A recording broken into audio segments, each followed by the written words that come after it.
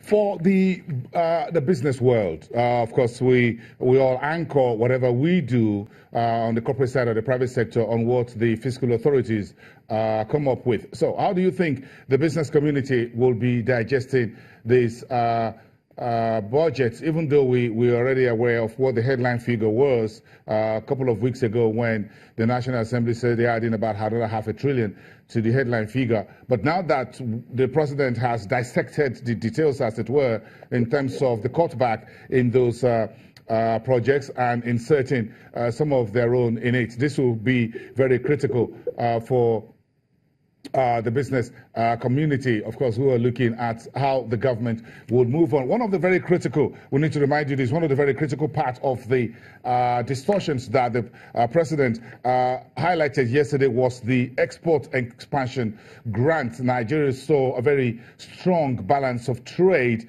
in the first quarter of the year. Our exports grew significantly in a number of areas, aside oil, in agriculture, and mineral resources, and others. Now, the export expansion grant, what they call the EEG, has been slashed, and that, if you add the special economic zones and industrial parks, what the government intends to use to fast-track industrialization and expansion across the country, that figure has been significantly reduced by about 14.5 billion naira. That's what the president says yesterday, and that's quite significant if you look at what this will do to the entire business sector, who are leveraging on opening up their businesses in those industrial zones. How do we talk about the global and domestic investment community looking at this particular distortion in the budget and the conclusions that the National Assembly brought forward to the president to sign on Wednesday? This will be very good. Then you look at the road and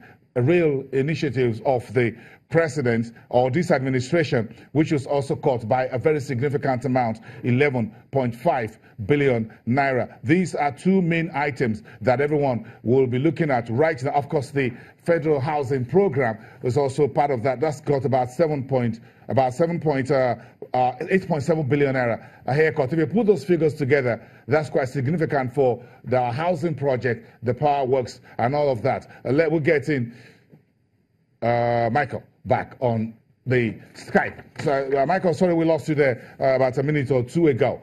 Just reading out a bit of these numbers. If you look at the export expansion grant, the special industrial park, the housing project, as well as the road and rail initiatives of this administration, if you do significant distortion, as the legislature has done with this budget, where does that leave the administration that is hoping that the ERGP will move forward? We're wooing investors, local and foreign, to come into these special economic zones, the new industrial parks, to do business. Now, with the assembly have said, sorry, we're not spending that much to build them. Where does this take us? Yeah, I mean, I don't think it's a good signal. Agreed. In reality, though, I don't think budget allocations has been the issue with the export expansion grant or the special economic zones in particular, and execution has really been the challenge, right? So if you look at 2016, I think the first year that we saw a sizable allocation to the special economic zones was in the 2017 budget, where I can't remember, maybe 100 billion or 60 billion was allocated. And for that fiscal year, we didn't see much progress on that front. So while, it's not a good signal that the National Assembly is possibly reducing spending in that area, in reality, although the government has provided for money on that front, it hasn't panned out. And I think the focus really ought to be on executing, even if it's a smaller amount, but ensuring that we actually do make the progress in these industrial parks. Why are you thinking? Let's play the side of the National Assembly a little bit, Michael.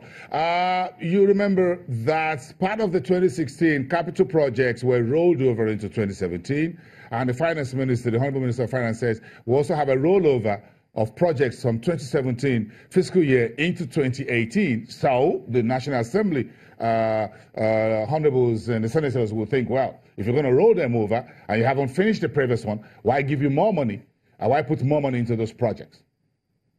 Well, the reality again is that the budget process and these projects are a bit more complicated than simply 1 year to the next. So a number of these projects are ongoing. So they are 10-year projects. They've been allocated for many years. Right? The Lagos Ibadan Expressway is probably the most famous one. There has been budget allocation for that road for almost a decade, right?